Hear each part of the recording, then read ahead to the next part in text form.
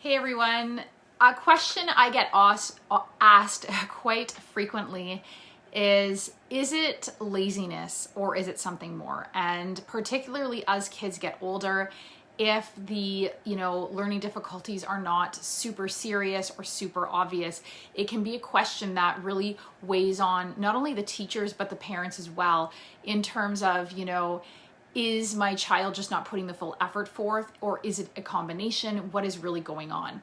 And I just want to start by telling you real quickly about a client.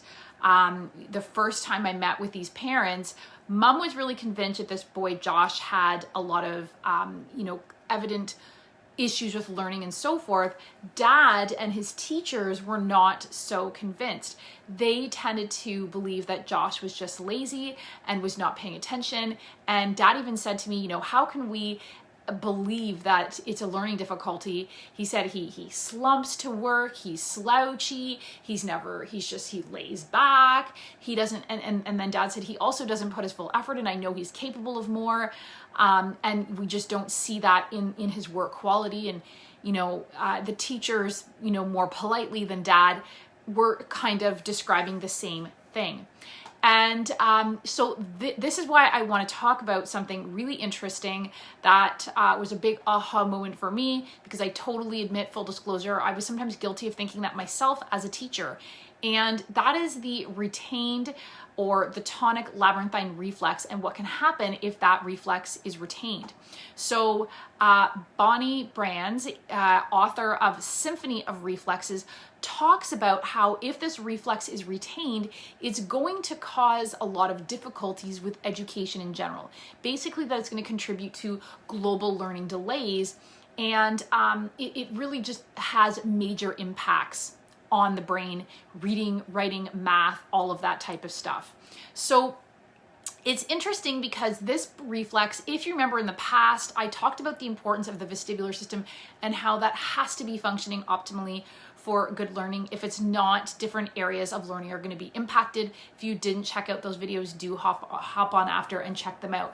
But basically, in a nutshell, the vestibular system, or sense of balance, does so much more than keep us from falling over. It's really the CEO of learning. It connects all of our other senses. It activates the nervous system to send messages correctly, to the higher brain and so forth.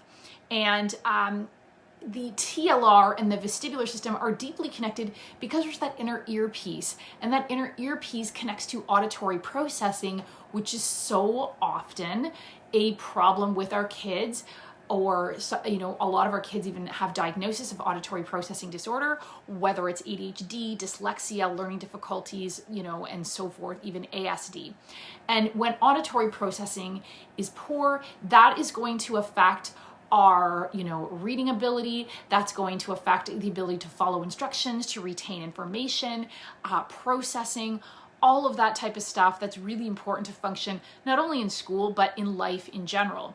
So let me just talk about the TLR in terms of what it does in infancy, because I talk quite a bit about crawling and the importance of crawling, and this kind of helps to understand how all of this connects and why all these milestones that some of us don't even realize are milestones are so imperative for good brain development.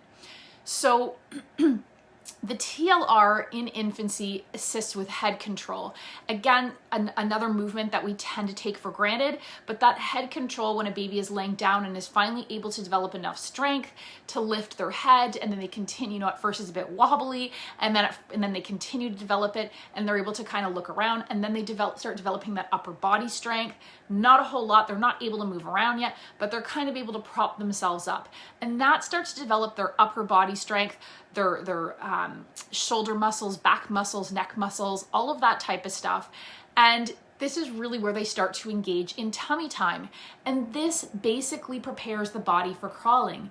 So when this upper body strength doesn't get developed properly for various reasons, then the result is they might not move into crawling.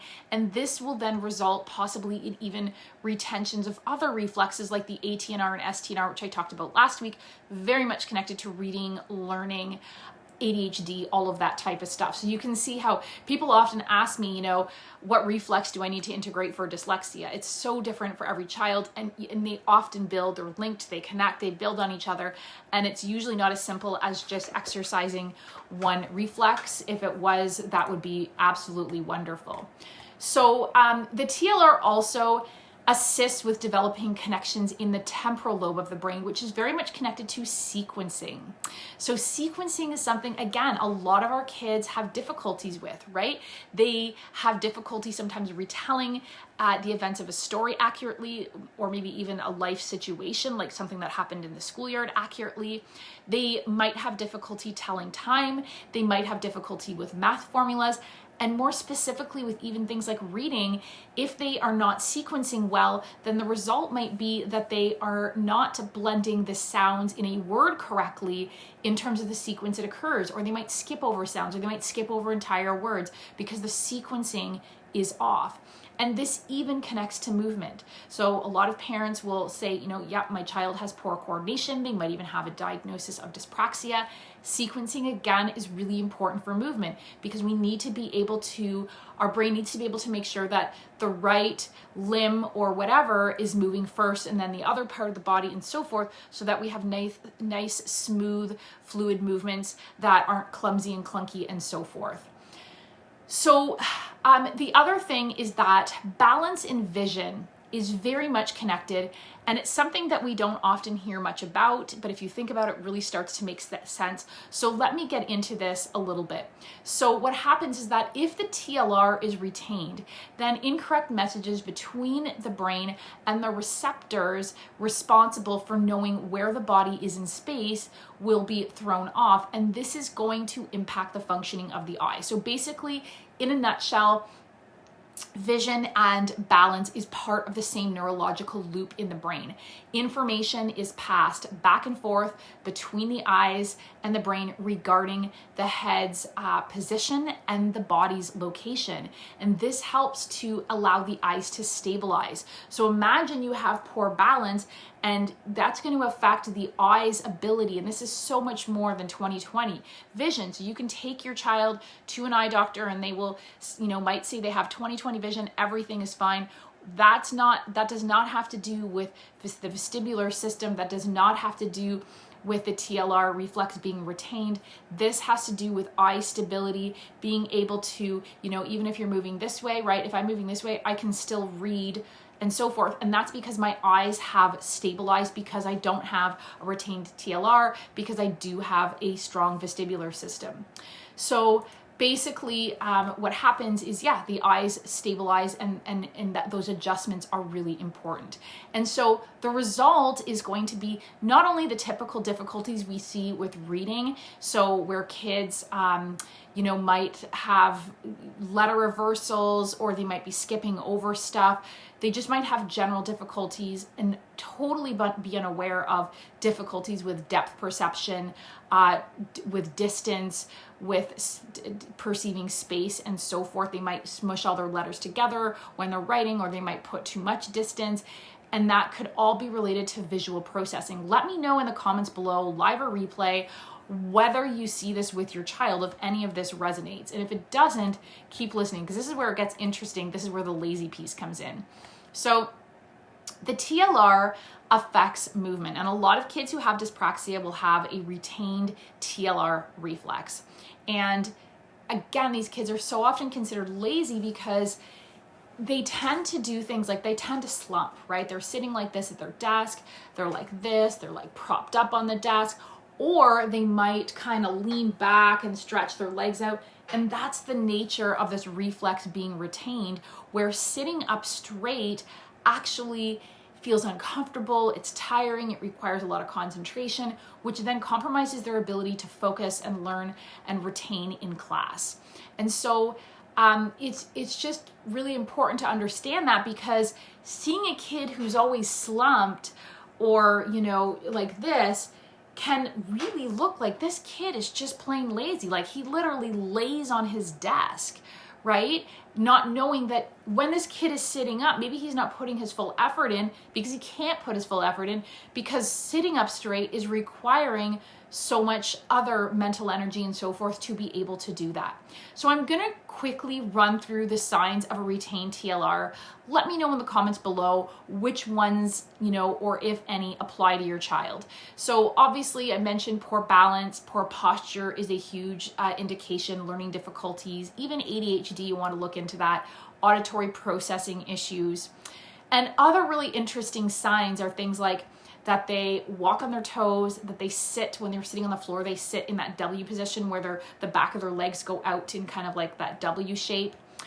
They might have low muscle tone. They may not have crawled, or they may have had an atypical crawl because they didn't have the right development in their muscles and so forth. And then of course, difficulties with reading, laborious reading, reading comprehension, writing difficulties, and even speech. The TLR is known to actually impact speech as well because sequencing is really important even in speech. They might say huh or what a lot, even though you know that they heard you, but they're having to process it because they have poor auditory processing. And other things are like poor sense of direction, as well as just interesting little things like motion sickness, being disorganized. They might have poor timing and poor rhythm. Some of these kids really don't. It really depends, but timing and rhythm can really play a role in their ability to play a musical instrument as well as do sports, right? Timing and rhythm is essential to be able to move and predict and have that good hand-eye coordination and so forth. So yeah, they might be disorganized. They might have overly flexible joints. This is an interesting marker with kids with a retained TLR. Obviously, again, that depends on the severity of how retained that reflex is. I mentioned poor visual perception. And one interesting thing is that they have a harder time paying attention when their head is down. So when they're kind of looking down, they have a much harder time focusing or doing their work and so forth. So I'm going to be talking on Thursday about a test you can do to check to see if your child has a retained TLR. Tune in for that, and it's a really simple screening you can do at home. Obviously, none of these screenings are hard and fast in terms of accuracy. I prefer sometimes to go by symptoms. If all of the symptoms are there and they're passing the test, and they're probably just overriding it because you're asking them to do it, but it can definitely sometimes be really obvious, especially the less information you give them, the better. So stay tuned for that. I will put the link for my free starter kit, the Laser Focused Learner, which does have some exercises and nutrition tips. I'll put that in the comments below. And if you're interested in knowing more about my 6-month program, the Full Potential Formula, do book a clarity call and we can chat more. Thanks for watching.